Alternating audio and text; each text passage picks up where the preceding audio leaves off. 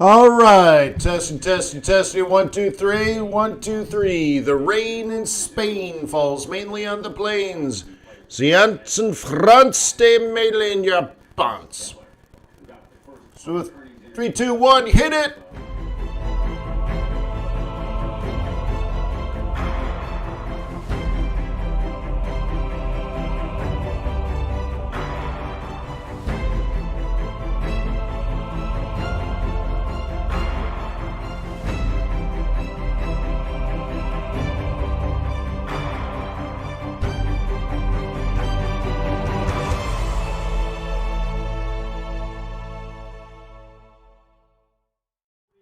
All right, let me remind you that trading is risky, not appropriate for everyone. Your past performance, good or bad, is not necessarily indicative of future results. Please stay small, stay humble, focus on the long term, and never risk money you cannot afford to lose. Yeah, there's a TV on behind.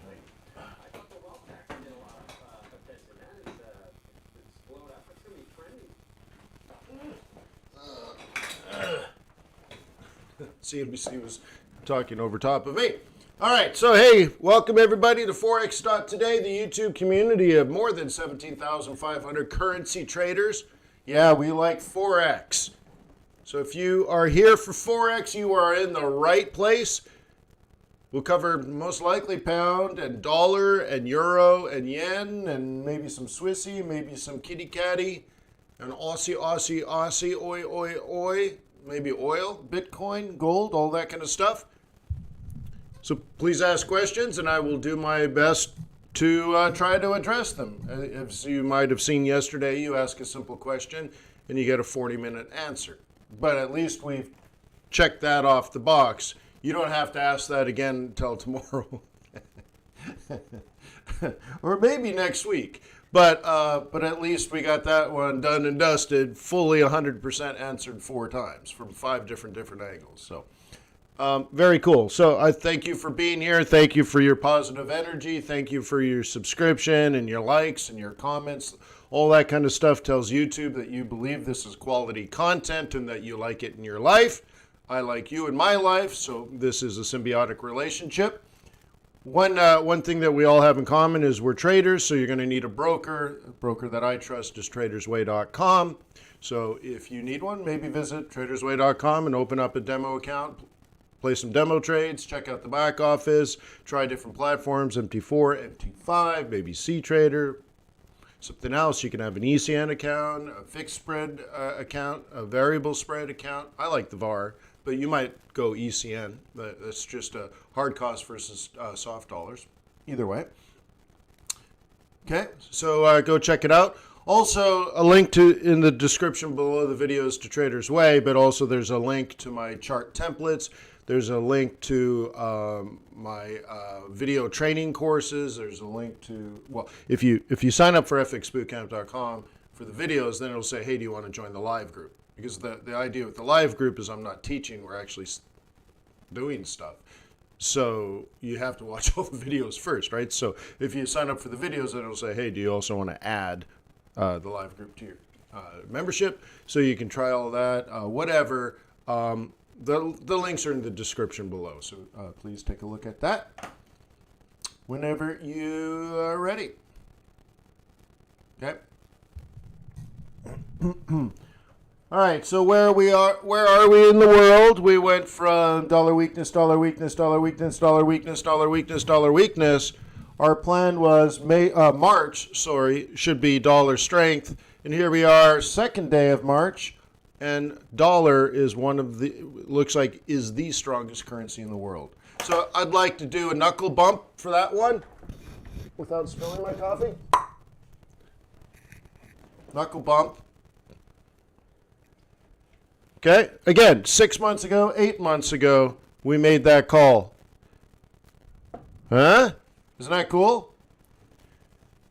I mean, an amazing coincidence. You're like, dude, it's only one day. I know, but still, the analysis should give you strength to carry out the things you need done. It's sort of like, I mean, we haven't achieved a mission or anything, but like I watched a movie last night where they planned out this mission. They were going to kidnap somebody, a bad guy. They're going to capture him. And they observe his activities for weeks, and they know exactly what's going to happen. And then, of course, on the day of the mission, everything didn't quite go as planned. What we're looking at is, all right, the target is behaving the way we expected them to. So that's a good sign. So continue your mission, right?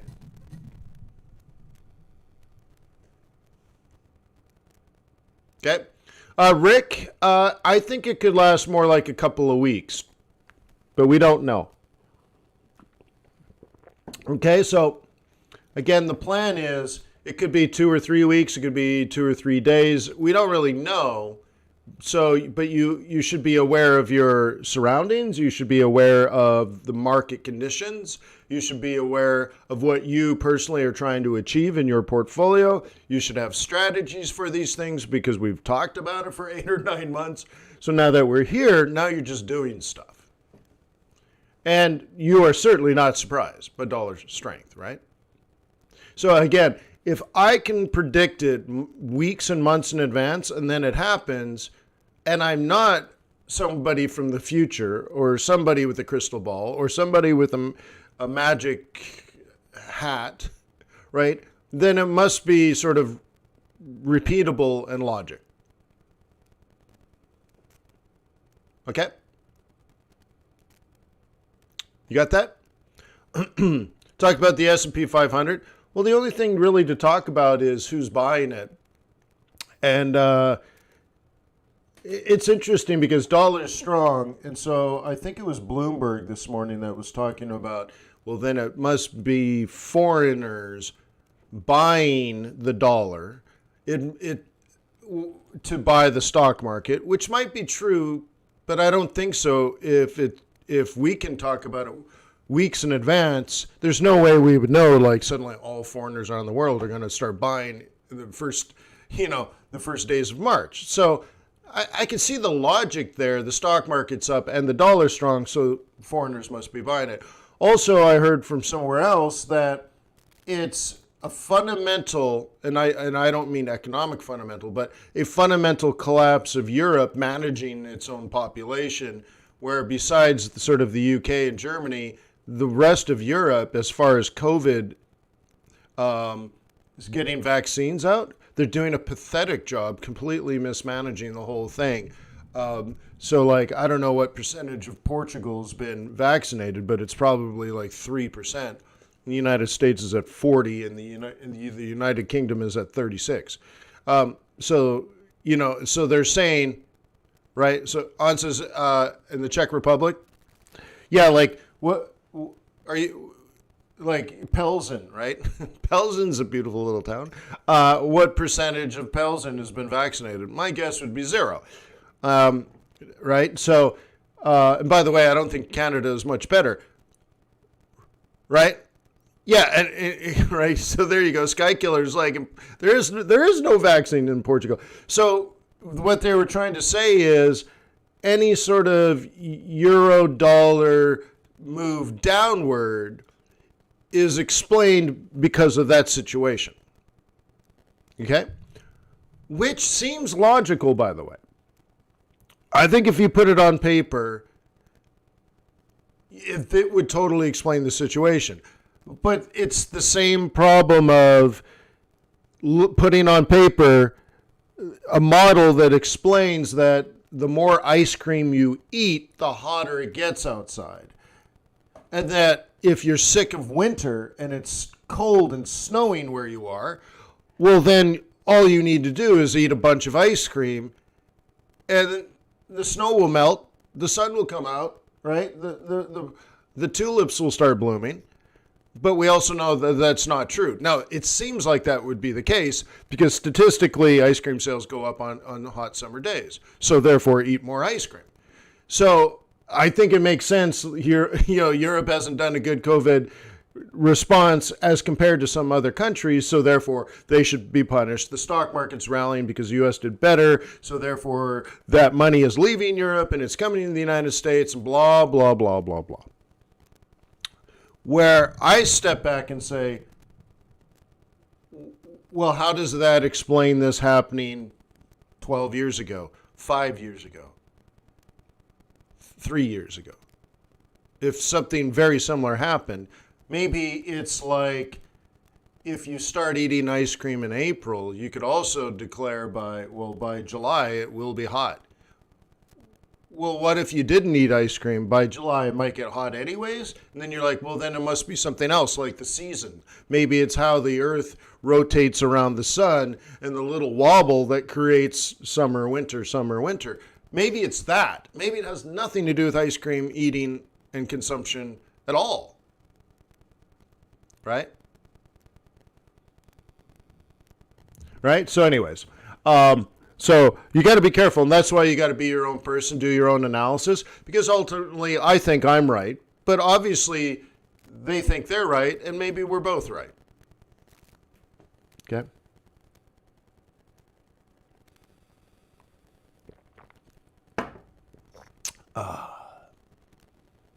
Okay? Cool. So that's that. That's that. So maybe it is that. Okay?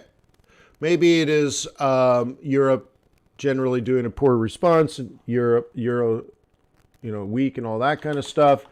But maybe it's just doing what it's supposed to be doing. Okay? Interesting. Right.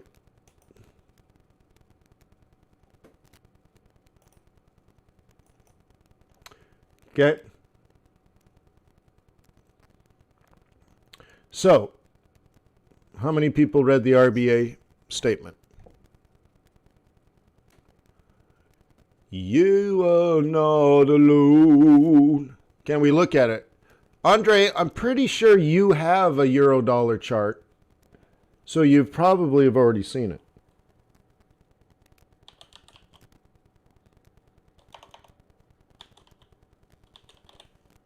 Oh. I like how it pulls up old research that I was doing.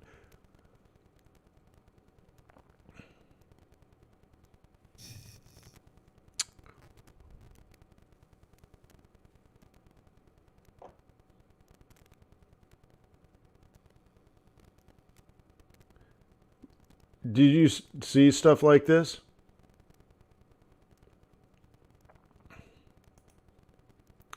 Love central banks. FX markets around the turn of the year by the assistant governor for... Thank you, Ben, and thanks to the Australian Are you telling me Association for hosting this event today. Are you telling me Christopher Kent, the assistant governor of the Reserve Bank of Australia, recently did a webcast, a live stream, that tell us about the foreign exchange markets?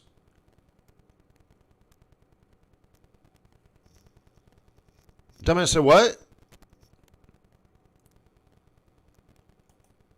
So I'm going to discuss. Wait, how do I know what to do, Wayne? I read the RBA meeting minutes and I don't understand, or I read the report and I don't understand.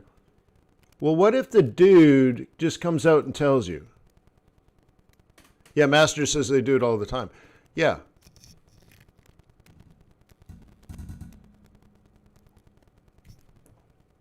Isn't that great?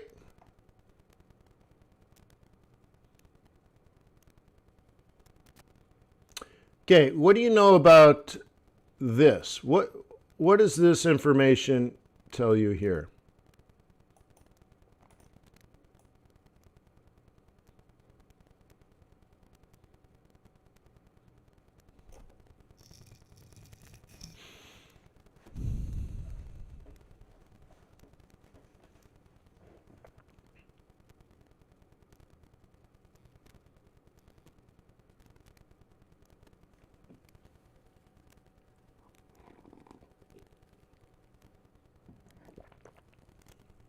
You don't like Australian accents? G'day, mate. Crikey, she's a beaut.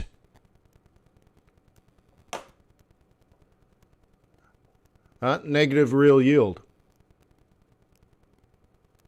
So let's say you buy a bond. We'll say we won't put it as a bank interest, but let's say you buy a bond and it pays 1%. Okay. But there's 9.9% inflation. So you're actually making 0.1%. Okay. The thing is, you might, to get that kind of thing, you might be investing for somewhere between 5 and 10 years. And when you account for inflation, you're only earning 0.1%. But what's the chance over the 5 to 10 years you invest, inflation goes even higher? Inflation goes to 1.1%. Well, and then you're actually, if that occurs, you actually are losing money every year when you account for inflation, because you invest dollars now, and then in the future you get dollars back, but those dollars buy less than the dollars you gave up in the beginning, so you're earning less. Okay? So like, remember when a car was $600 brand new? Now you need $60,000 to buy a cheap car? You're like, what happened to that? Well, the dollar depreciated a lot, right, over the time, right? So what we're talking about is inflation is, in this case, if you put money in the bank as an Australian citizen, you're going to lose money. They're going to give you essentially nothing. And by the time you cover fees, you'll actually lose, right? So you're collecting no interest, but there is inflation. So everybody worships Warren Buffett, mostly because he's rich. I think it's funny to worship rich people is such a sad thing. He's got something like $120 billion in cash, and it's the worst investment you could possibly have. But he's so smart. Okay, so, and what this means is, if you were smart, you would invest all your money in the stock market or something like that. Invest it into real estate. Borrow money, borrow as much money as you can, and then buy an income stream. That's what this tells you. Okay, all right.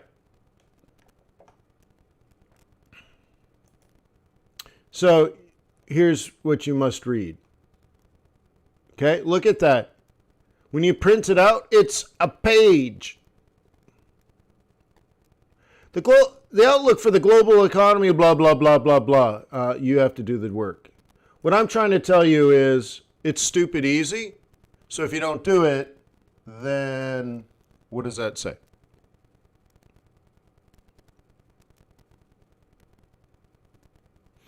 Okay. Okay, So we went through this yesterday. I kind of did it fast or poorly, so I thought maybe I'd do it again. Check this out. Building permits are way down. Do you remember a couple of weeks ago we got Australian, I think it was existing home sales, and it was way, way, way down as well.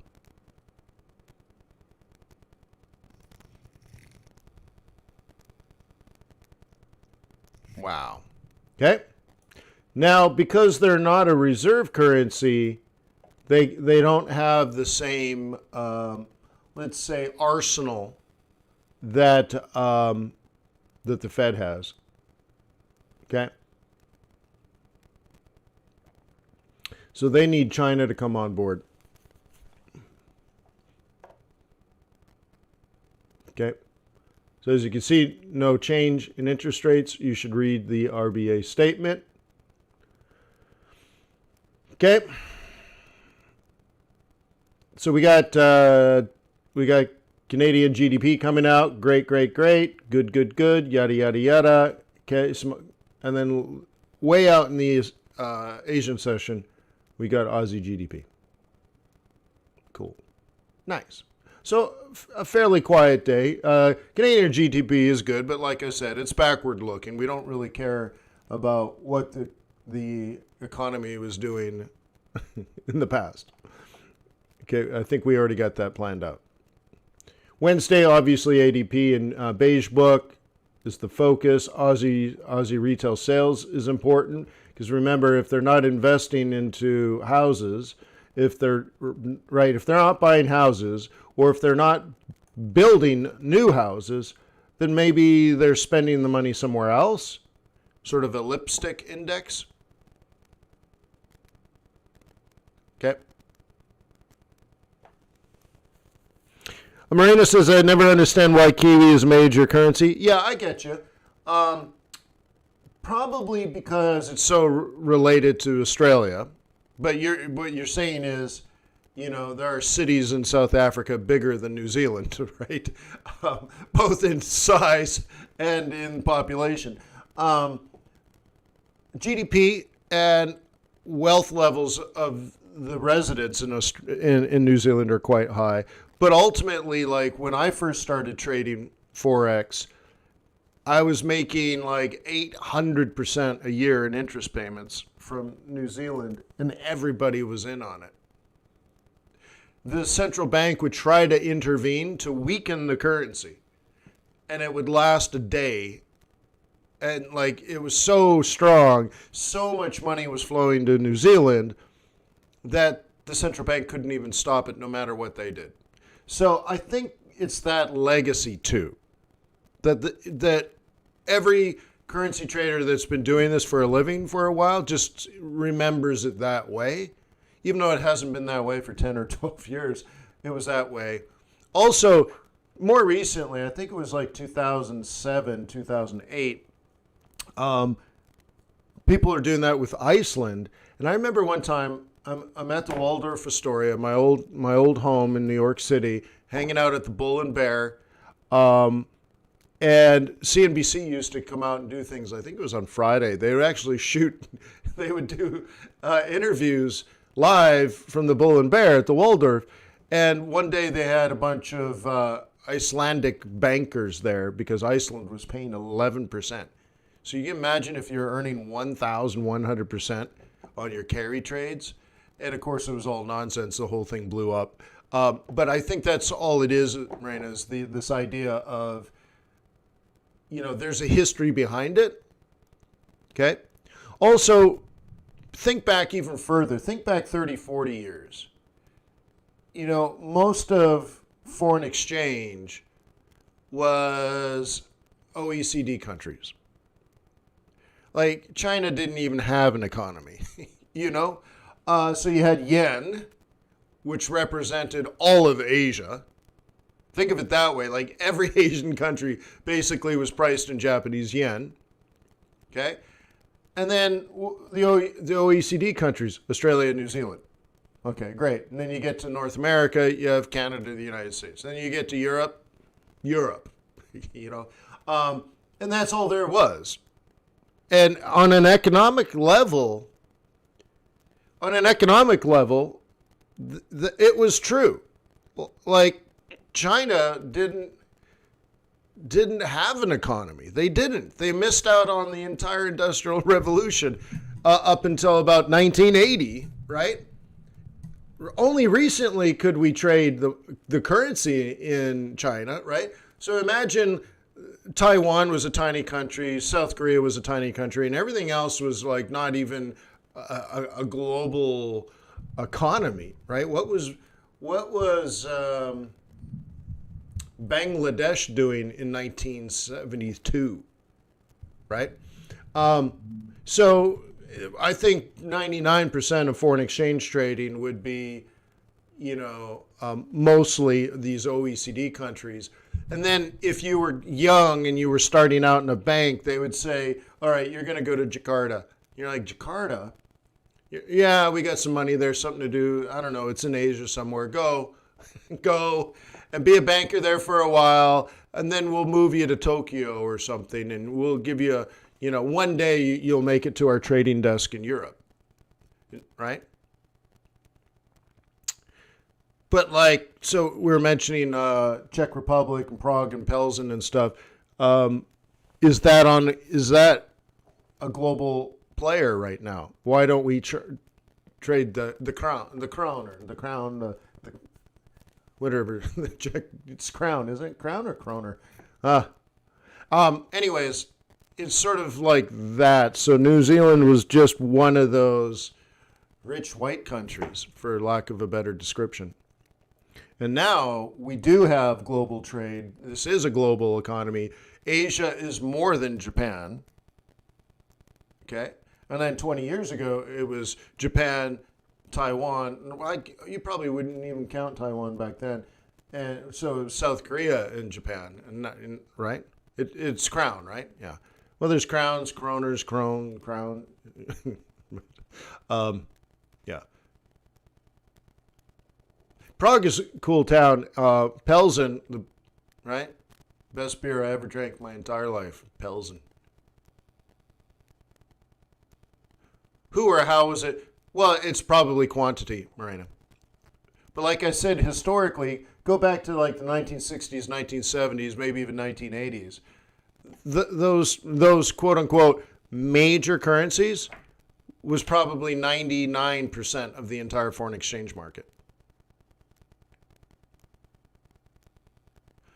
Yeah, but the kroner and crown, it's the same thing. It's just a different take.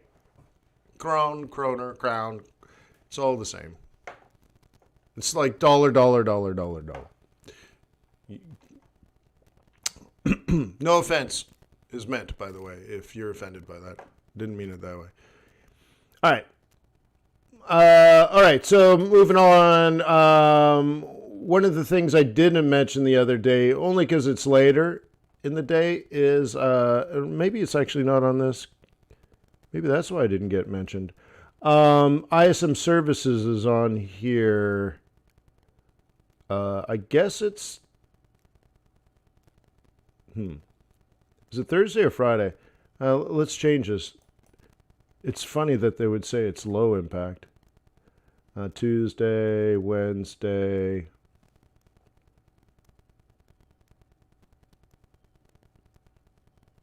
Yeah, it's Thursday, looks like. I'll have to put it here.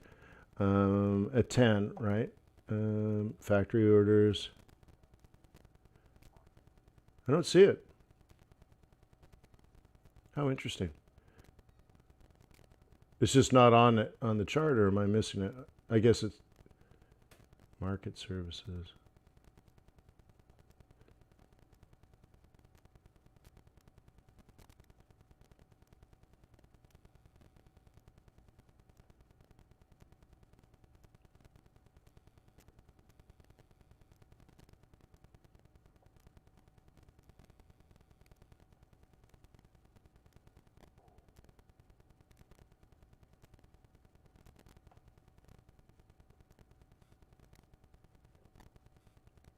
Anyways, we got ISM Services out there somewhere.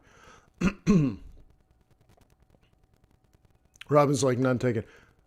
Yeah, I think it's different languages saying the same word, right? It's gold coin that belonged to the king, the crown. So if you're an American, for example, and probably Brit, but I don't know British money, but if you're an American, think of a quarter. Okay? A quarter, a coin, right? 25 cents. You look at it, the edges have that rough edge on it. There's a reason for that. People used to take gold money or silver money and they'd shave the edge off. Do that on 1,000 coins and now you got some money. Just shave a millimeter off, right? But that was illegal because the coin actually was owned by the king, the crown, right? And so it was made illegal because what you're doing is you're actually shaving gold off the gold coin, and now the coins got smaller and smaller and smaller and smaller. So they put that rough edge on there to see if you've shaved it off or not. So if you think of it that way, so in the United States, it is illegal to destroy the money. It's the government's money.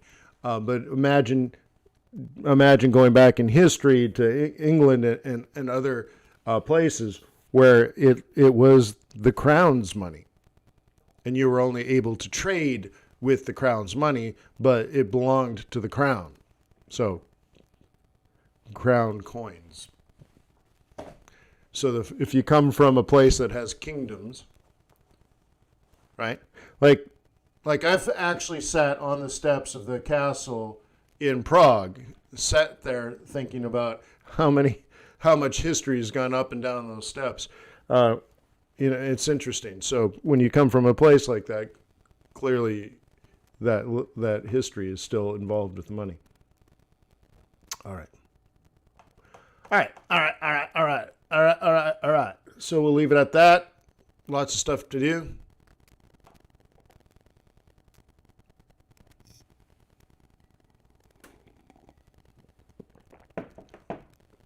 So that's why there's a rough edge on some coins. Notice on other coins, there's no rough edge because it was cheap. It was copper or nickel. But when it came to silver, like a quarter or a silver dollar, they put the rough edge on there to make sure no one's shaved it. All right, so we'll take a look here. CAD doing I8, Euro neutral, Aussie all over the place, yen, meh. Now remember, we expect some yen strength, don't we? Because of repatriation flows. So it's interesting here that it's starting to pick up right at the end of February and into March. Remember, a couple of weeks ago, we were talking about that, right? If you remember going way back to the middle of February, I said, look, I think it's too early, but somewhere between the middle of February and the middle of March, the Japanese yen will get strong. How many people remember that? That we had to start thinking about that around the 15th of February. Not that it was about to happen. It's still too early, but it could. Okay? But what we did know is for sure by the middle of March, yen would be strong.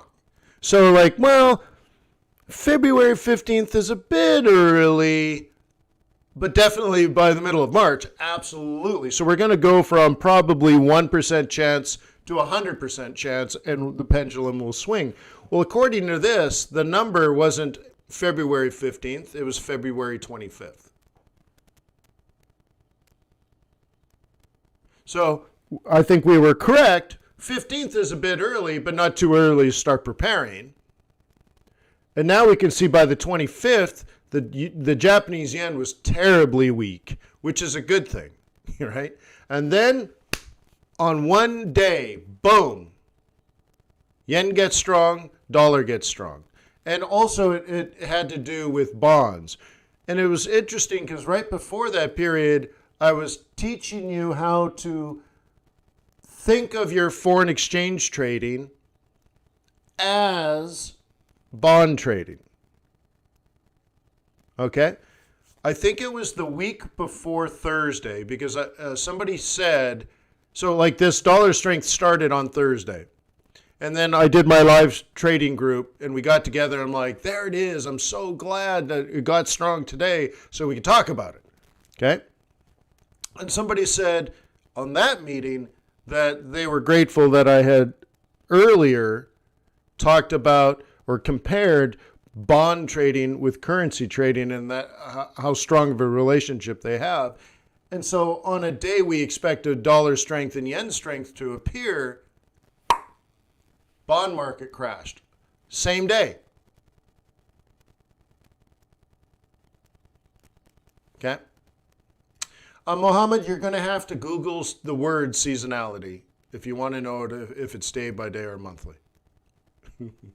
You'll have to Google it. Okay?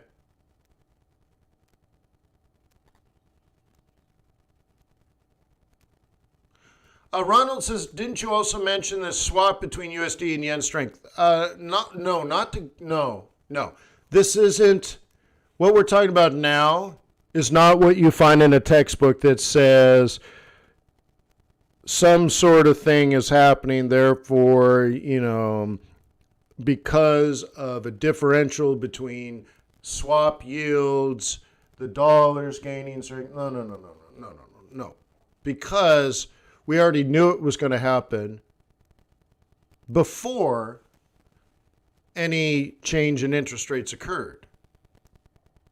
Okay? So, for example, we expected dollar strength, yen strength 2 months ago, 4 months ago, 6 months ago, at this exact moment in time.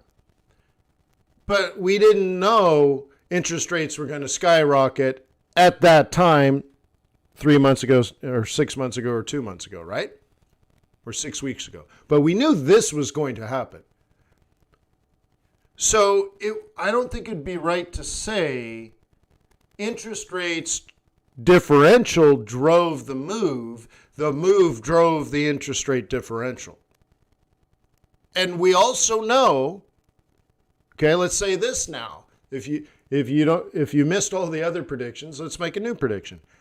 The yen strength and the dollar strength will not last more than a few weeks. Okay? Now, interestingly enough, I don't think the interest rates are going to come down either. So then it'll decouple, and you're like, oh my God, interest rates went up, and the dollar got strong, and the yen got strong, and now the yen is getting weak, and the dollar's getting weak, but the interest rates are staying high. What does it mean? And we'll look to the sky for a sign. Tell us, CNBC, tell us, what is it? And they'll say, oh, it's the thing, that thing. They'll bring on Lauryn Hill, and they'll say, why is it happening? And she'll say, it's that thing, if you remember that song. And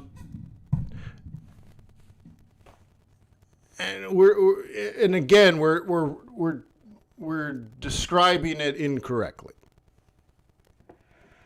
Yeah, it was an Elon Musk tweet because Trump can't tweet, so therefore it's Elon's fault. And if it's not Elon's fault, it's the Russians, for sure. Okay? All right, cool. So, let us begin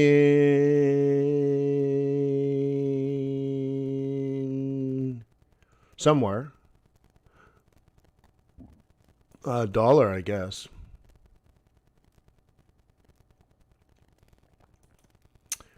Okay.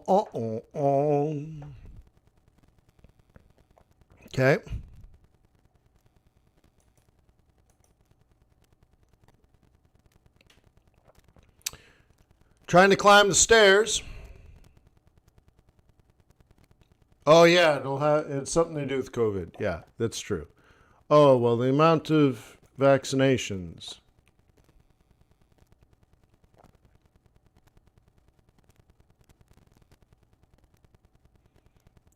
They'll blame illegal aliens, Daniel. Okay, so what we're looking at here is an up, a higher low, a higher high, a higher low, a higher high, a higher low, a la la la, la la la la la la. Okay, until it don't work none. So the question is, are we going to stay in this range or not?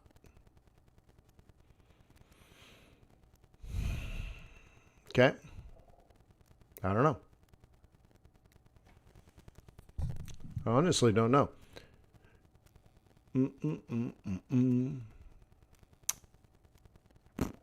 So, I believe these three lines have to do with the swing trading meeting where we picked multiple places in which we could consider buying. You might note that mine's not in a great zone, but it wasn't a good trade either. I should have been down in here, but sometimes, it was the wrong day. It was a Friday, not a Thursday. It wasn't the right pivot. It was transition between months.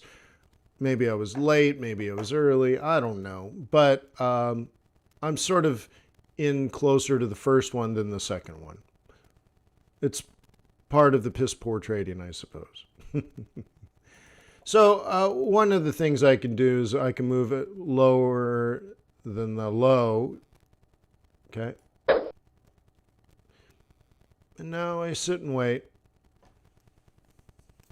And if it goes higher tomorrow, I'll be able to move my stop to -3. Don't use the word possible. It makes it impossible for me to answer your question. Because, of course, it's possible. Aliens landing on Earth and screwing up the stock market, as Daniel says, is actually possible. So don't say possible. Be direct. Coach, will it bounce off the 78? Well, I don't know either. So I don't know that. So how would I know that? Okay. Is it likely? But again, that's still not a good question. I don't know how to answer either of those things. So the way that you answer your own question, I guess is what I'm getting to, is what was the plan? So I don't understand I don't know your plan, so it's hard for me to answer that. So, for example, I believe we're going to be up here. Okay? Okay? So, I bought it because of that. And as it was falling last week, in the swing trading group, we were actually happy. We were happy. I'm so happy! We were happy. This is fantastic. Said it's going to be nerve-wracking, but if you're taking it north, then you're happy. And you know it, and you clap your hands. So you're asking me about 78, and you're like, could this act as resistance? Well, it is resistance, right? So Sky Killer, you have to be one of these things like, you have planned to go here. You entered your trade wherever you could. So let's say one of these 4 places. And now you're managing your risk as best as you can. And it's either going to drop and you lose a little bit, but you know you're already going to try again because that was part of the plan. Or you let it run. So is 78 could 78 hold and create some red candles? Well, we know through technical analysis it is resistance, so of course. Yeah, a high likelihood. Why? Because it's resistance. Okay, so this is what we do technical analysis for. Remember, fundamentals don't know these things. Fundamentals only tell you that this is going to go up. And you know that. You know it for sure. You just don't know the time. But you know by the end of the year, it'll be higher. Okay? You see that point? Fundamentals tell you, fundamentally speaking, Aussie dollars should be higher. Now, Australia is suffering right now, and they don't have good economic activity. In particular, we see it through the housing. Okay? So housing data has been terrible, both on the builder side, but also on the retail, consumer side of buying a new home, which is a large investment. So we know an important part of GDP is horrible right now in Australia. Okay? So we know almost all of this, and I proved it yesterday, almost all of this is US dollar weakness. But we know that to already be a factual thing going back to the 9th of April of 2020, on the day we said we were going to be short US dollar for 5 years.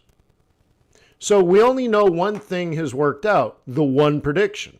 I only made the one prediction back in April 9th, I guess it was right about the bottom here, right about here. Okay? So all of this now is based on one thing. Here's the April 9th area. Okay? Okay? All I knew at that point was sell the US dollar for 5 years. Okay? How many people can confirm this? We've learned right here a change of policy at the central bank. They are not going to cut interest rates anymore. Okay? That is a ceiling to the price of the US dollar. And I explained it that day, and the next day, and the next day, and the next day, and the next day, and the next day, and the next day, every single day. Okay. So from that period on, at the very least, I don't know anything about Aussie dollar except A, versus priced in US dollars, it will go up. And B, maybe things do improve in Australia. Maybe things improve in China. And then as things improve in China, then things improve in Australia. And that's our worldwide web, if you will. Okay? Now, what I said back in here, by the way, I don't know if you remember this, I said instead of China giving itself a stimulus, they should send all the money to Europe, fix Europe.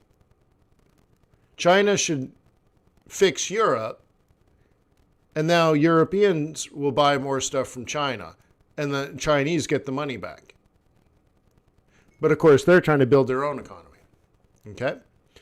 All right, so we only have one piece of this puzzle, sell the US dollar. Isn't that cool that that's all that could have been your entire thing in 2021? What did you do in 2021? Sold the US dollar. Okay, because we know this is generally true, not just for the Aussie dollar, but anything with a dollar on it.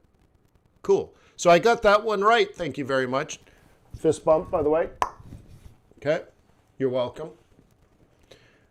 Now what? Well, that trend should continue. Well, how do I know that?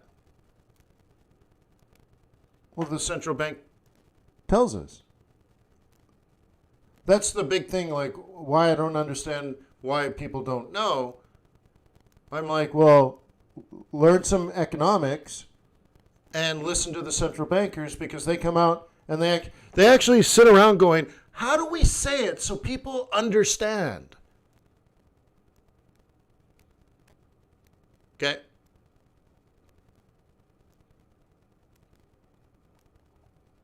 Okay? So, they're telling you, they're ready, willing, and able to tell you. So I look at it, I'm like, okay, I'm going to sell the US dollar. So I'm done with that. But I also know this month the dollar historically will strengthen, so I'm tiptoeing. But think of it this way. By the end of March, I will be long Aussie dollar. And what I said last week was plan A, plan B, plan C, and plan D.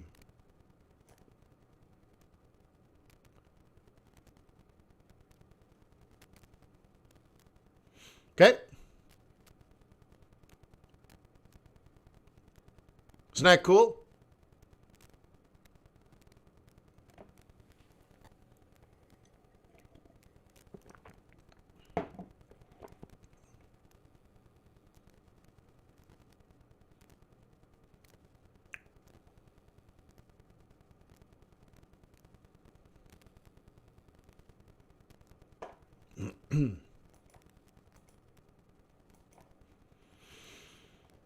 Cool. Nice. Nice.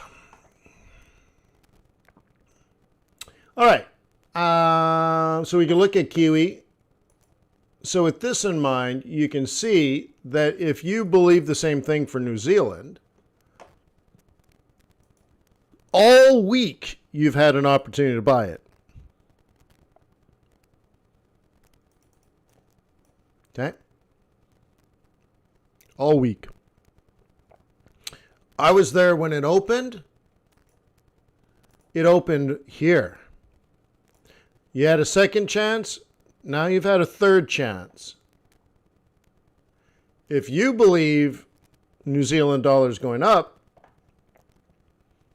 then this is a chance for you. And if it's not, most likely then there'll be another chance next week lower. So are you going to like buy it here and put a stop here? Or are you going to buy it here and put a stop here? Which one are you going to do?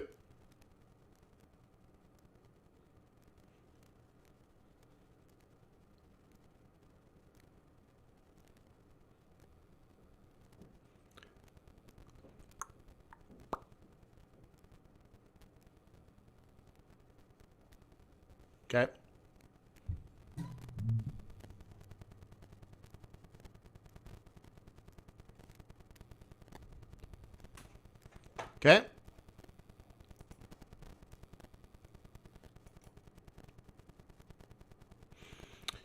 Most likely you should have an entry here or here, maybe slightly higher, and your stop is here. And if so, I know exactly what you're doing. I know when you did it. I know why you did it. And anything else is a little questionable.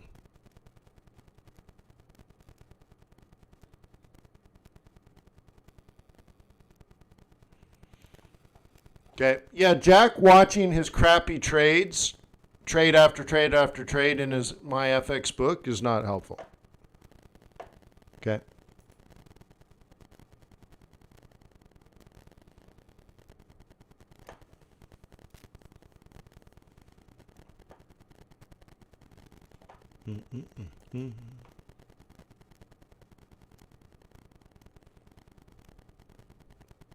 All right.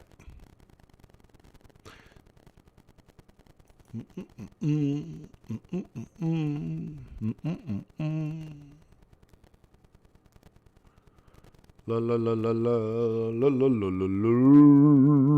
la. So what else? Let's do a similar but different one. This is the trade plan from yesterday. It's obviously a super simplified trade plan, but you have to understand the logic. Okay. We are now in day 2 of the trade, and it's still not performing well. I'm making money. But it hasn't really broken out yet. We also know this is where bulls will buy. I have some more risk associated with this on a 21.55 up. So I wait. My stop's not that far away, as you can see, right?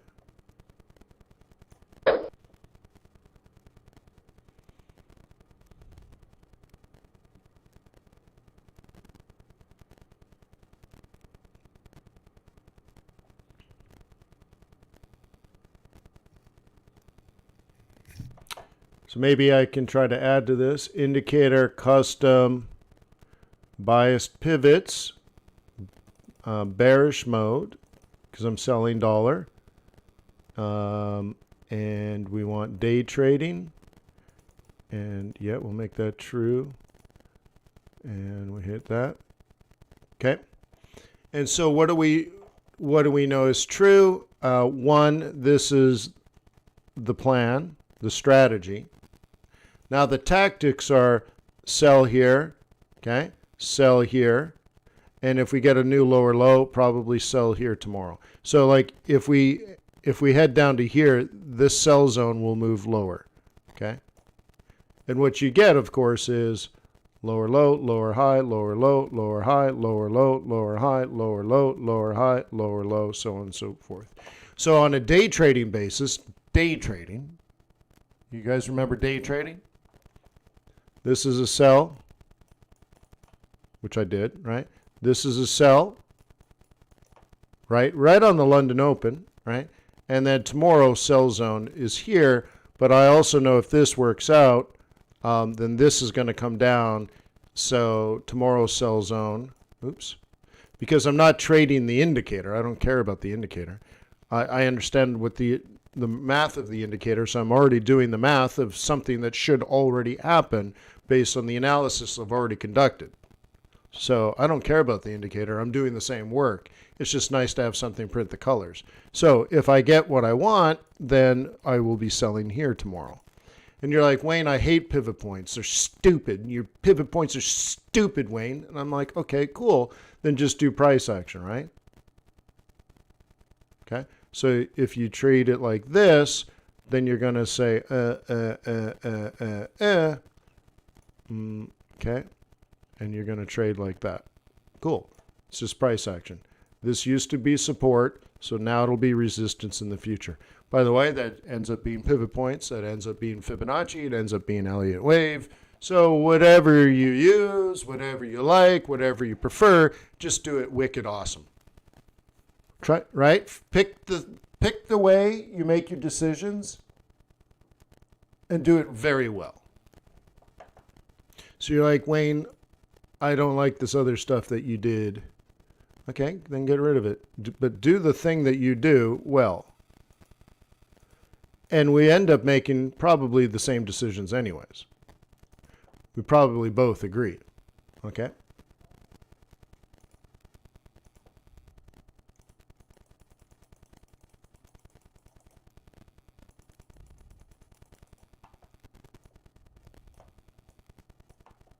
Okay. So now it's just price action.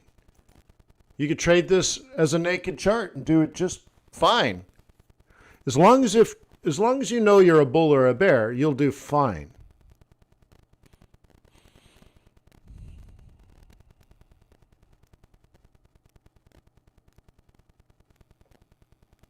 Okay. Daniel, just watch the lecture that I did somewhere. I did it in great detail. I think maybe in the swing trading group with 2 or 3 or 4 weeks ago. I don't remember. Right? Where I handed out the charts and stuff. Like I do it every day. I feel like it, so I'm just I don't want to do it again.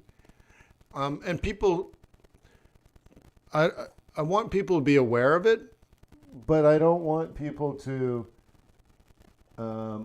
overdo it as well. Okay. Okay.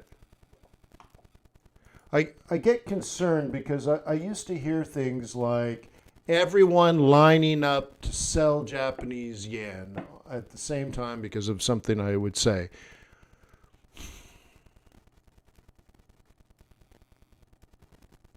That's like oversimplifying. Even though I tell you to simplify, there's somehow a danger to that.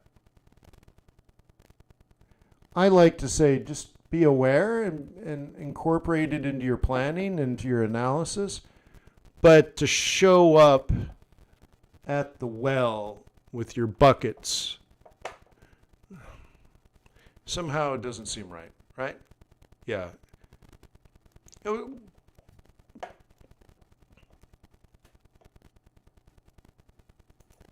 All right.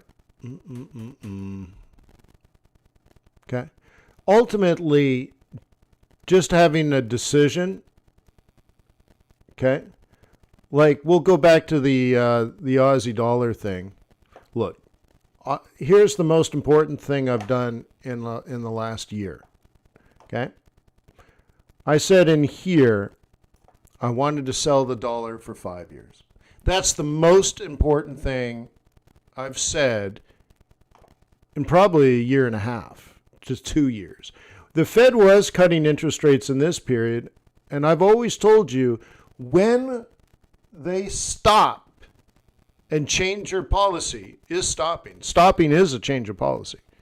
Then when they stop cutting interest rates, I will sell the dollar. Okay? And I did, and I said, on this day, but there it is, he said it, okay? Everything after that, is there seasonality in here? Yeah, this is seasonality. There's tons of seasonality in here.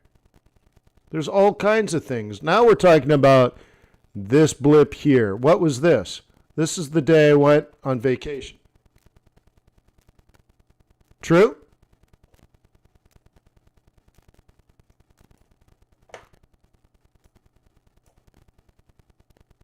That's when I went on vacation. The market collapsed for 3 weeks. I know I wasn't trading. I'm that big. See? Look, there's the evidence.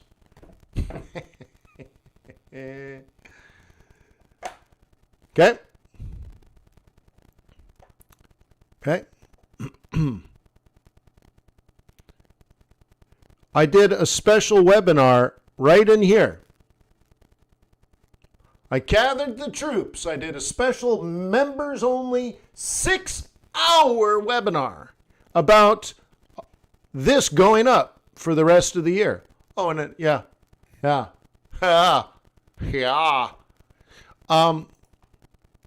These are big, bold moves. But what I'm trying to say is, based on logic, based on understanding, and then I look in a period in here, and like Jack would blow up his trading account in there. Okay?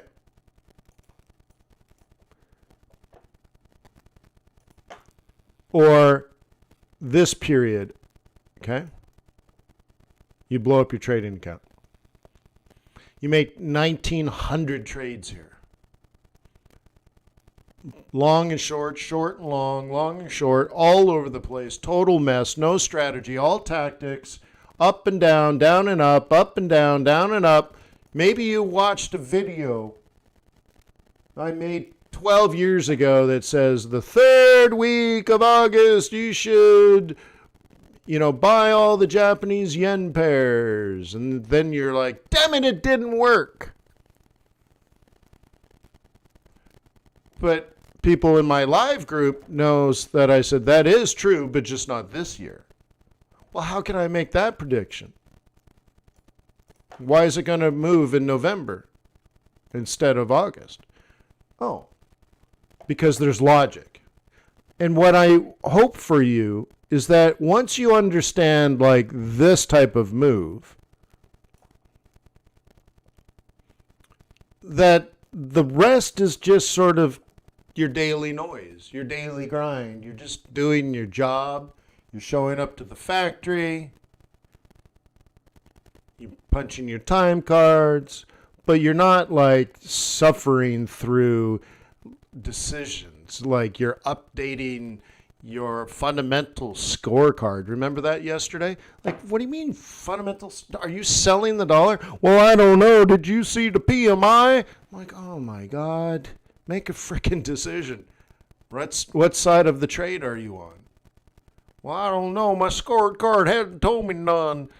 Right? Wow. Okay.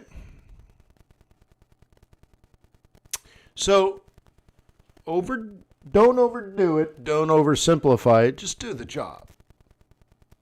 Okay?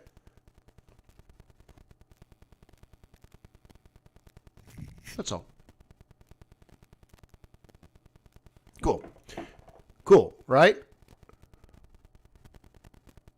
Remember, I'm trying to get you to see the forest and the trees, and I want you to make better decisions. This is what I'm driving for. I'm not trying to knock you down, pee on your shoes, all this kind of stuff.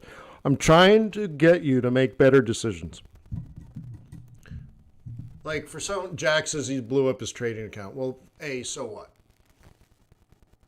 Okay. Clearly, you're not making proper decisions. So maybe it's a good thing. Maybe you're not cut out for this. Or you need to change your attitude to trading. Like, why would you invest if you don't know your outcome? Right? That's what finance is about.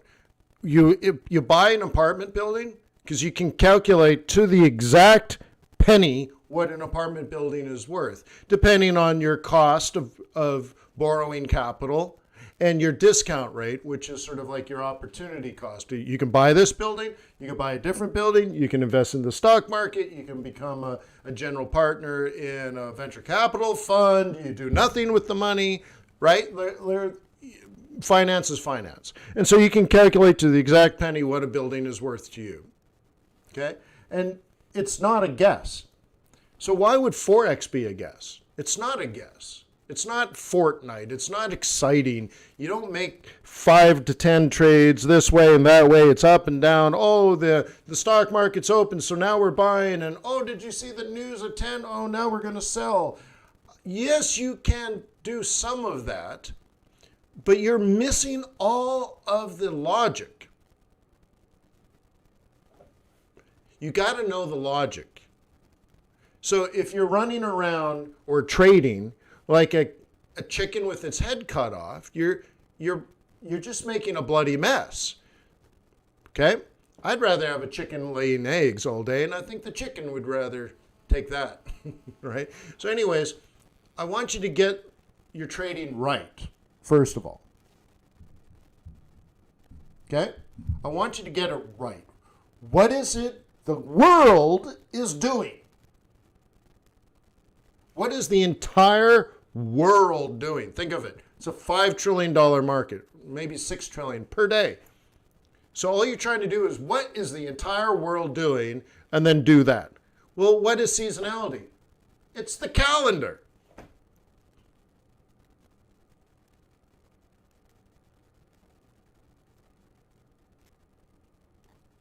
Sometimes there's lots of business activity. Sometimes there's less business activity. Why? Weather. Holidays. Just human activity generally, right? So if you get this right, your performance will improve. Okay? So if I told you on this day, you work for me, the only thing you're allowed to do is buy it or not buy it. You can buy it on a market open. You can buy it on a day trade. You can buy it on a swing trade. You can buy it on a position trade.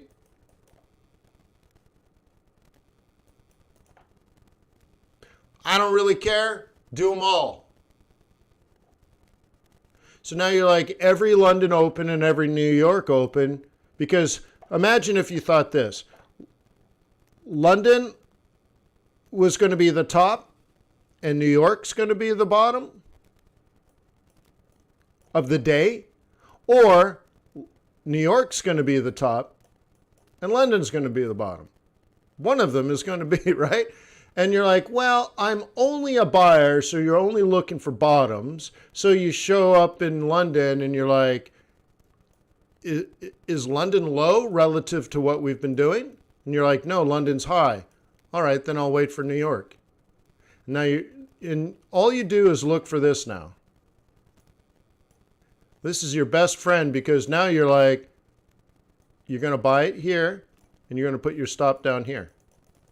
See, if there's a trend, by definition, you will make money. Okay? And then it'll come back down, and then you'll say, okay, I'm going to buy it here, and I'm going to put my stop here. And I'm going to move this stop up. Ah, come on, blue. Okay?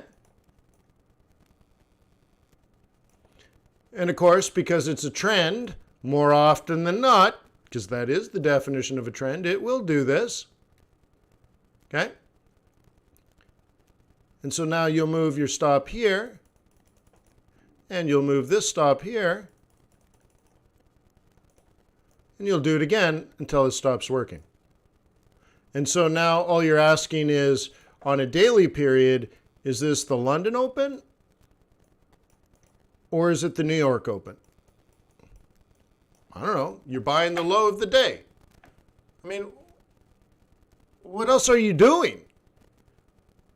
You are a bull, and every day you look to buy the bottom of the market.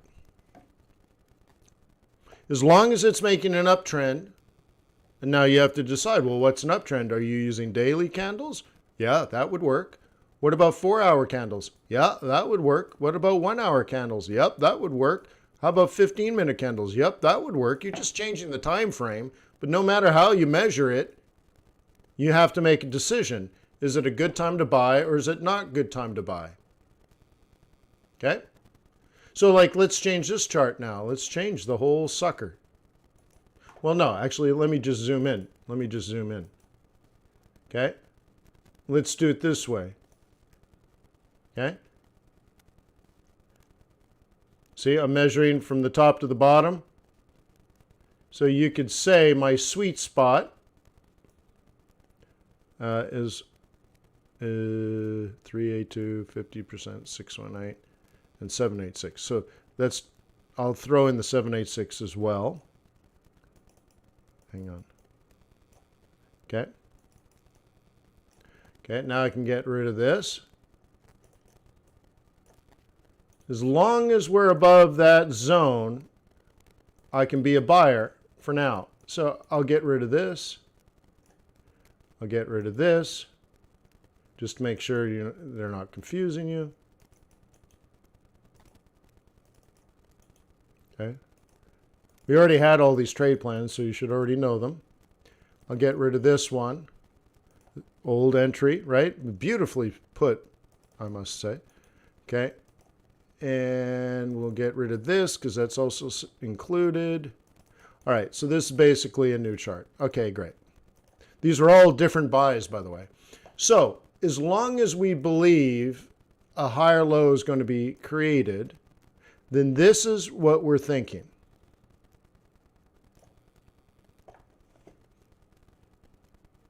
So what could you possibly do on a 15-minute chart or an hourly chart or a 4-hour? This is a daily. If you thought that was going to happen, okay?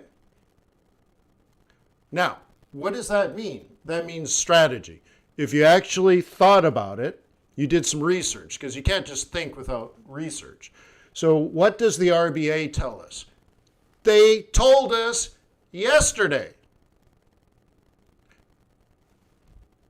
Maybe read the report. It's a whole page.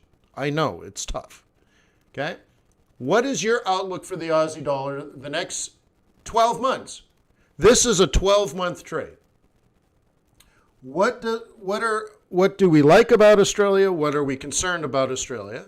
And then the second part is in terms of dollar. So what's the first thing we need to know? Well, the term. The term of the dollar. The dollar in terms of dollar. Dollar should weaken. Okay, great. That would say then this should be generally up. Okay? This should be generally up because at least the dollar will weaken. We're solid on that analysis. There are times when it will strengthen, of course, but we're not concerned about that because we know the trend. We know the statistics. Statistically speaking, there's a high probability, almost certain probability, of the dollar weakening. Why? That's the outcome of the policy. That's what the policy does. Okay, great. So now it would be great if we can get some good news out of Australia. We don't have it yet, but boy, oh boy, maybe by the end of the year. Well, then this is going to really perform. Great, great. Now the next one, as you might have noticed, I might have a chance to buy it way down here. It's 74.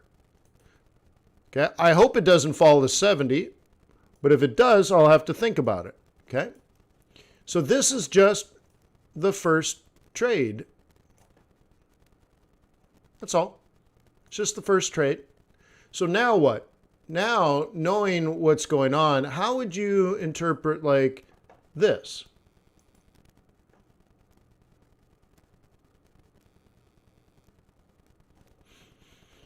Okay. We know this for us is a buying opportunity because we're bulls. Okay, great. When do you start buying? Up, up, up, up, down, down, up, up, up, up, down, down, up, up, up, up, down, down, up, up, up, up, down, down, up, up, up, up, down, down, up, up, up, up, down, down, up, up, up, up, down, down, up, up, up, up, down, down. Okay? Now, you also might notice through observation, you're like, well, son of a biatch, it goes up every London Open. Well, is that right, eh? So maybe you're there at London Open, or you front run it through an Asia fade, right? But you know what you're going to do before you do it, because you're a boss. Okay? If you have to listen to somebody else determine what you're going to do, then you're not a boss. Well, the guy on TV said blah, blah, blah, blah, blah, blah, blah. Okay? The only talking head that matters would be like the deputy governor of the Reserve Bank of Australia that wants to compare the Australian dollar to the world currencies. Oh, that dude? Yeah, you can listen to that dude. I don't have it anymore. I don't have it anymore. Okay? So that's the stuff you're supposed to be watching, not YouTube, because when I open YouTube, it says I need to listen to rock and roll music, watch videos about exotic cars, and young girls in tiny, tiny, tiny outfits shuffle dancing. Apparently that's what I like. Young, pretty girls dancing and fast cars and rock and roll. So none of that's going to make you a better trader. So you might as well watch the Deputy Minister of the Reserve Bank of Australia shuffle dance in a banana hammock. Wait, no, that wouldn't be cool. Yeah. But he'd get a lot of views. Huh? Remember Governor Stevens back when he ran the RBA? You ever see him twerk? He'd get twice as many views if he did.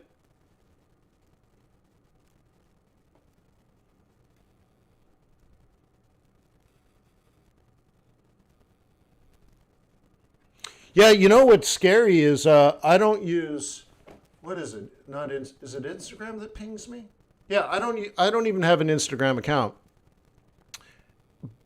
Well, wait, but I get messages. I must have an Instagram account, but I've never logged in. But anyways, it knows a lot about me. Because I think once a week I get an email like, hey, you should be looking at this crap. Then I click on it. It's like, you can't look at this crap unless you log in. I'm like, I need to log in. But it's like, you should see all these pictures about black Porsches. And I'm like, how the frick does it know? How does it know that? Who's sending the information?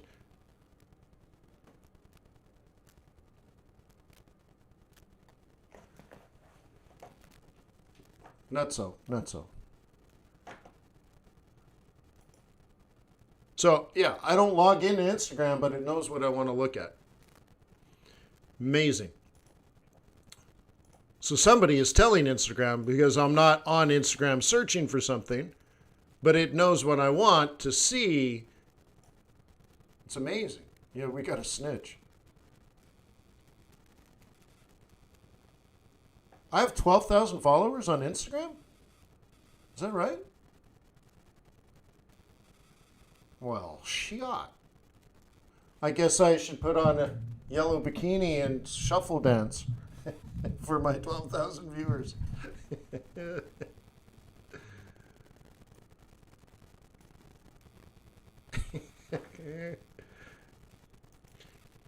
Yeah, I'm actually very upset with like how LinkedIn has become Facebook and YouTube is becoming scammy and scummy.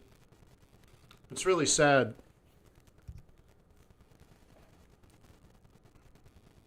Let's go yen, I guess.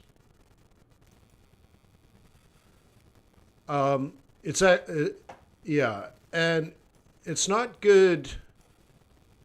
I don't like to see, especially young girls, where they're like, if I want to get ahead in life, I need to behave and look a certain way. And that's very counterproductive for everybody, particularly the boys that expect the girls now to behave in a certain way. That's very unproductive. And I don't like it when social media turns that way. So like LinkedIn used to be the professional, oh, we're not Facebook. If you want to send pictures about your cat and your kids, go to Facebook. But this is LinkedIn. And now LinkedIn is barely any different. Now it's people sending me positive affirmation cards. I'm like, what the hell is this crap? And now YouTube, it's all about boobs. And I'm like, that's sad.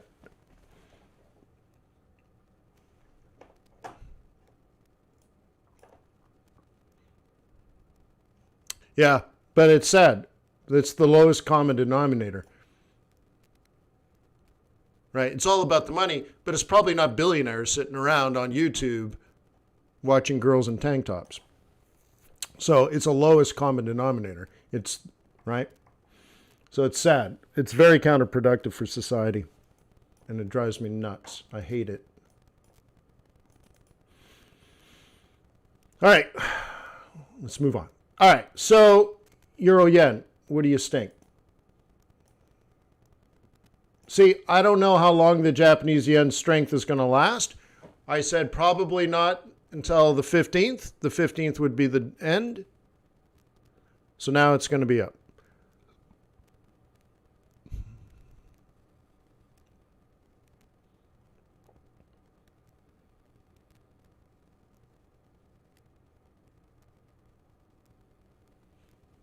Yeah, well, my point though, Marina, is okay, so there's not enough female traders that get exposure on the internet, let's say, whatever, okay? And more women should be traders. In fact, they probably make better traders than men, okay? Women do almost everything better than men, except physical labor, okay? But what I don't like, Marina, is where women feel like they have to put on a skinny tank top to do a YouTube video like I'm doing.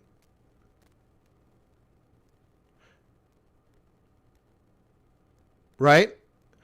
But the other side that drives me nuts is the girl that puts on the tank top showing her boobs while she does Forex will get 10 times more views than me. So like, oh my God, right? So like, I don't like that it's done, but I also don't like that it doesn't work. Or no, that it does work. I'm upset that people do it, and I'm upset that it works. And it drives me nuts. It drives me nuts. It's not good for women. It's not good for society. It's not helpful at all. It's counterproductive. And this is how we use the power of the internet. Okay? And that's the other thing that drives me nuts.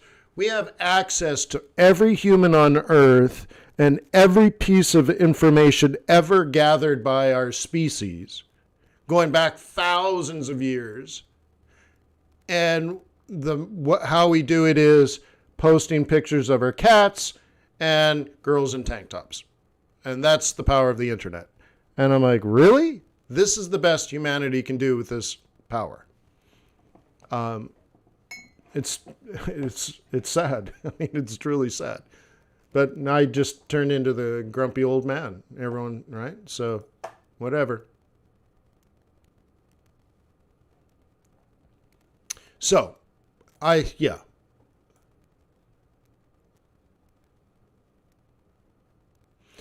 Okay.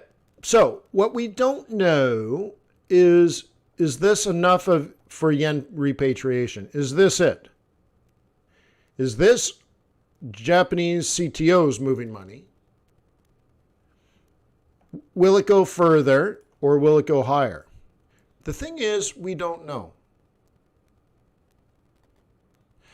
Yes, Marina, but it's so difficult now because I'm not I'm not the only teacher, being a parent, right? I'm not the only teacher anymore. When she was 5, I was. But now, not only am I not the only teacher teaching her how to live her life, I'm even one of the least relevant. She's learning from society in general. She's learning from her social circle. She's learning from even like the teaching pool of my community, which has its strengths and weaknesses for show. Okay?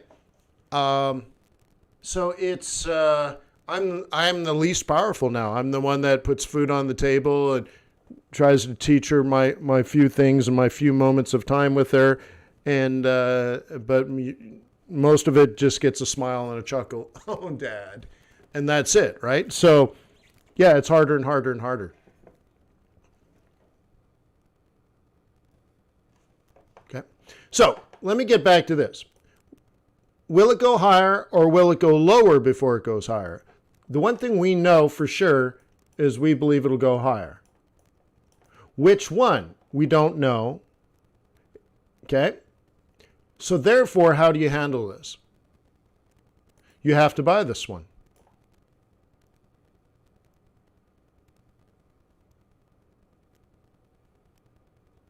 You see? And now you have to be ready, willing, and able to not succeed on this. If your plan is to take it up here. But like, that is a simple trade setup. This is a very simple one. So you're taking it higher, even if you say, well, you know what? This could almost certainly do that. Well, then don't lose a ton of money on the first one.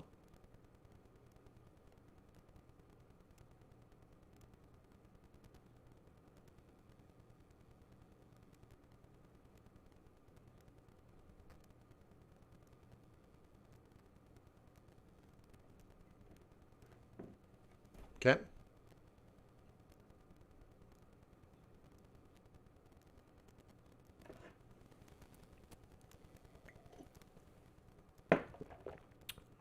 What pair is that?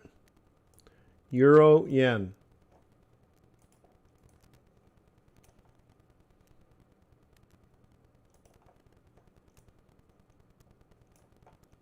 See? These are all places where it tells you what it is.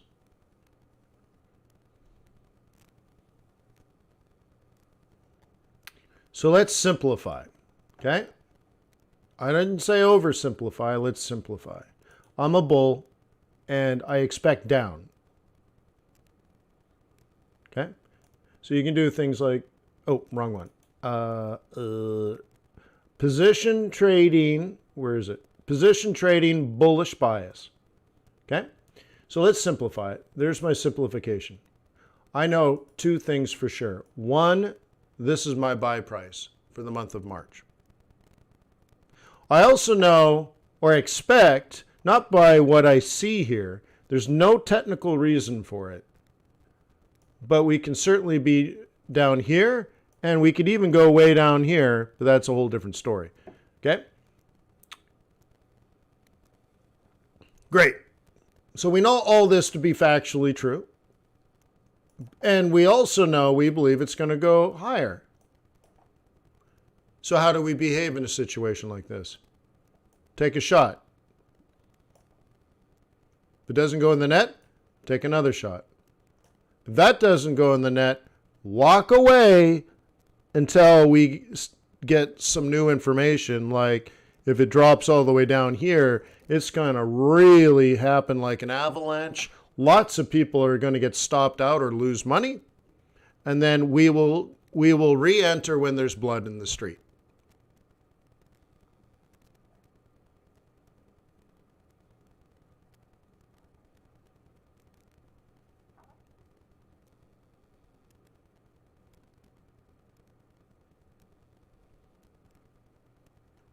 I don't know what you mean by mini Jordan Belfort, but he was a criminal.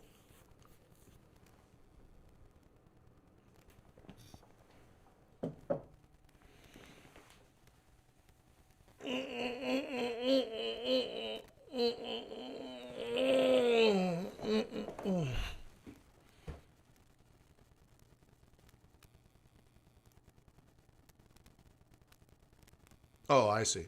I see.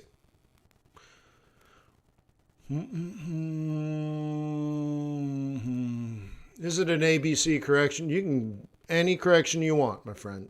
See, that's the thing, guys. If you are planning on Euro Yen being up here at the end of the month, in 2 months, in 3 months, whatever, then what you're looking for is anything you want. And here's the interesting thing. Many people miscall the patterns that they're looking at. They see inverse head and shoulders where they don't exist and all that kind of stuff. So it doesn't even honestly matter. Okay? Doesn't look. You need to look for anything that makes sense to you. If you're only looking for evidence of up, then you don't need much because there's two things here. You're only thinking up, and if you know technical analysis, so your fundamentals tell you up, your technical analysis is only time over price. That's all it is. So if you use technical analysis, you need to be able to calculate the right price. I mean, if you can't do that, then forget it, quit. And learn how to do that. Okay? And then it's a time issue. When? I gotta go. Okay? It's a time issue. But if you can't find support, that's what price is. You're a buyer, so you only buy at support. You understand that? It's very definitional. So if you can't define what support is, then forget it. Like, stop. Like, I'm not even joking. You're a bull. You want it to go up, but you can't find support. Well, then focus on that issue. What price is support? I don't know. Well, then focus on that. There's 1,000 different ways of doing it. Doesn't even matter which one. The second time is at what time do you pull the trigger? Well, some people like patterns. Some people like crossovers, some, that kind of stuff. So, yeah. Okay? But like, if you can't define the price of support, then having a trigger, which is a time issue, is not going to help you, because you're finding triggers, whether, let's say, a moving average crossover or maybe a pattern like this, right? If you don't know the price, then you're finding the time to do stuff at the wrong price. Okay, so the first thing is fundies tell you up.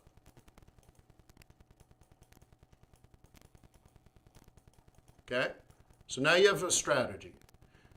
Okay, now the second thing is techs tell you what?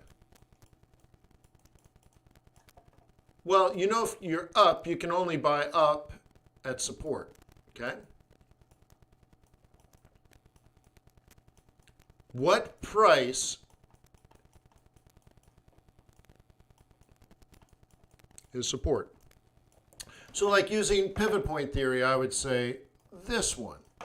If I was using price action, I would say this one. If I was using just simply a midpoint psych level, I would say this one. They're all fine. That's why, I don't really care. Define it. If you can't do that, you need to stop and get really good at defining what support is. You should be able to tell me support. Okay? Great. So now you got that all taken care of. Now the next thing is time. I guess I should put time over here. Okay? And what time do you trade? And I'll call that pattern. Okay? So, for example, let's look at this as a 4-hour chart. So you have 3 candles that don't breach lower. Then you get a higher candle with a higher low. That's a trigger. Because I know on a 15-minute and an hourly chart, that would create a double bottom, higher high, higher low. So you'd be long there. Okay? So you're long there. I also know somewhere in there, not on a 4-hour, you wouldn't wait for a 4-hour. I'd cut the corner and go on a 1 or a 15. Somewhere in there, almost the same price, you'd get a 5-8 cross up or a 21.55 cross up. Something like that. But it's very, whatever. They're both patterns. A moving average crossover, right? Double bottom, higher high, you'll call that a 1, 2, 3. Someone else will call it an ABC. Someone will call it an inverse blah, blah, blah. Someone will call it a 3 pregnant nun pattern. It doesn't matter. Dude, pull the freaking trigger. Okay? So the pattern just says now. But if you don't have the right price, then forget it. You see?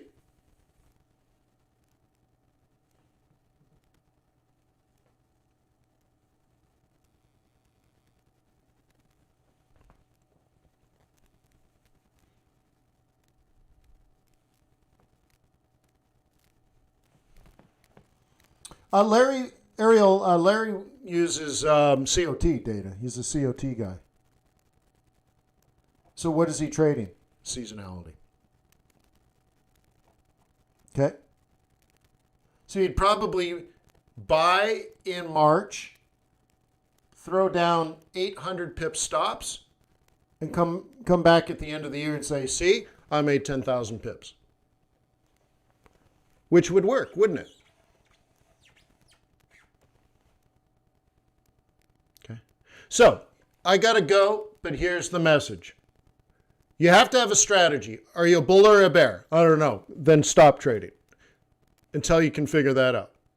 Second thing, you're a bull, great. Give me where is support? What's the price? I can't do that. What do you mean you can't do that? You're a bull, right? Yes. So you only buy at support, right? Yes. Where's support? I don't know. You understand the logic there? You only buy at support, right? Oh, you know what? Oh, we have to do this. I'm going to get slapped by YouTube. I have to do this. Hang on. Hang on. Maybe I'm hoping this will anchor the knowledge. I believe in neuro-linguistic programming, right? Check it out. Girls with boobs. Yeah, apparently I like girls with boobs. All right.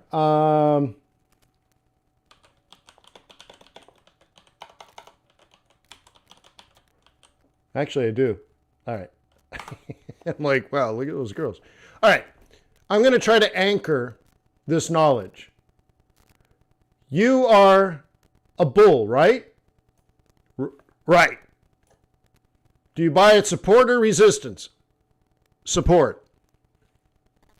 Where's support? I don't know.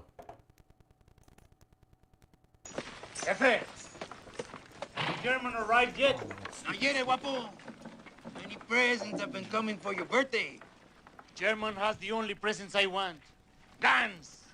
Guns, so that the name of El Guapo will be don't know if you hanging can on hear it. everyone's lips. He will be here, guapo. But I think you... I want to start it over because I can't hear it. All right.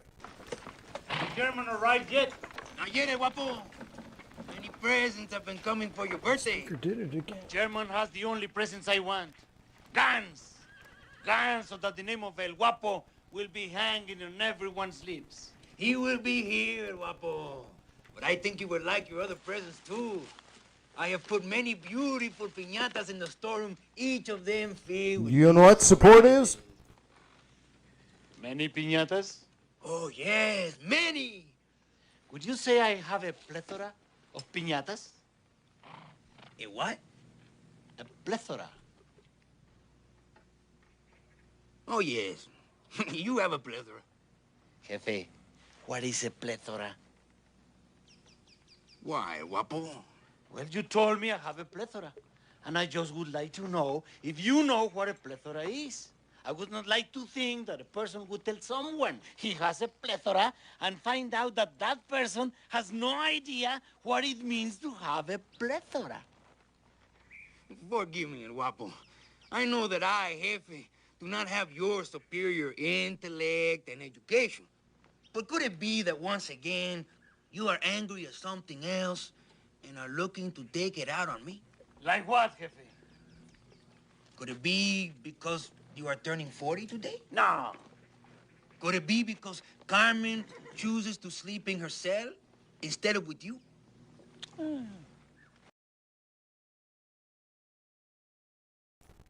So you only buy at support, right? Yes, I only buy at support. Do you know what support is? No. No, Wayne, I don't know what support is. But you only buy at support? Yes, I only buy at support. So where's support? I don't know where support is. Right? So maybe that anchors it, right? All right, so you're a bull, right? Yes, and you only buy at support, right? Right. Where's support? I don't know. Then forget it.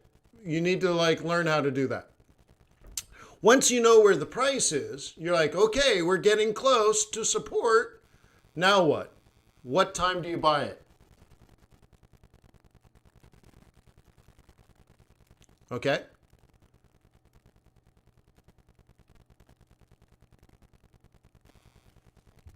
Okay? What time do you buy it? That's a pattern. What pattern? Yeah, correct. What pattern? No, you tell me, Wayne, what pattern do I buy it on? Yeah. Yeah. What pattern? Yeah. The one you decide. Well, what is there a pattern that always works always? Can I just program something to make this decision for me?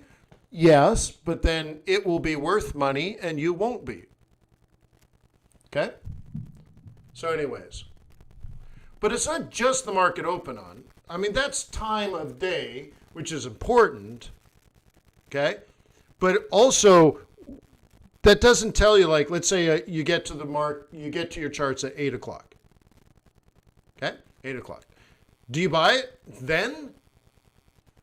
Well, very often there's something else to do too, right? Like what actually makes you pull the trigger? At what time do you pull the trigger? When you're a sniper, why this second and not that second?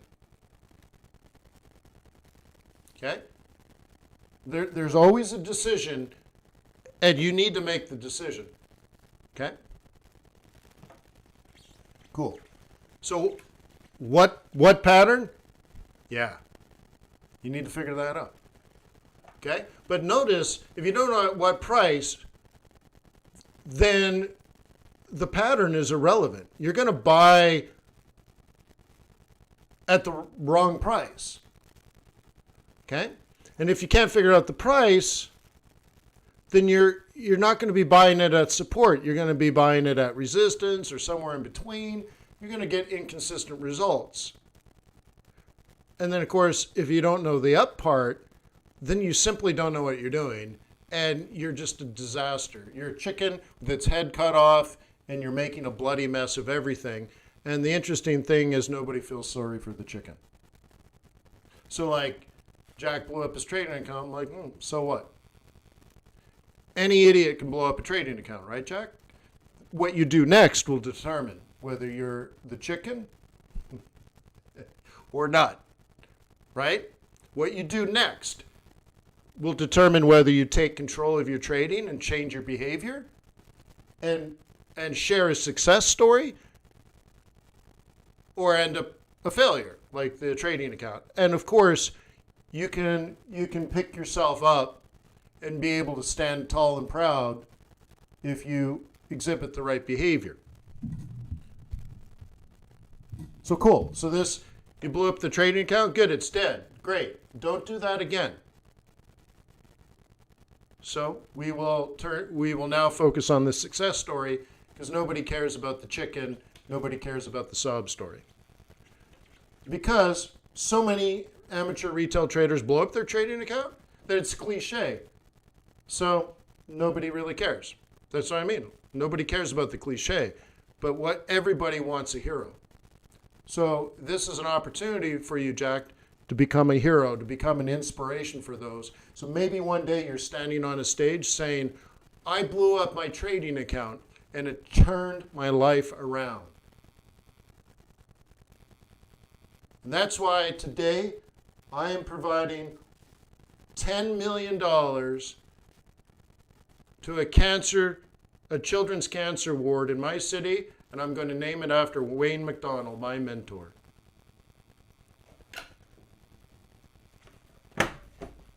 And I'll be there and I'll cut the ribbon and I'll give you a hug and we'll take a photo with people and it'll be great. Be a hero. Peace on earth, may the pips be with you, may your profits be above.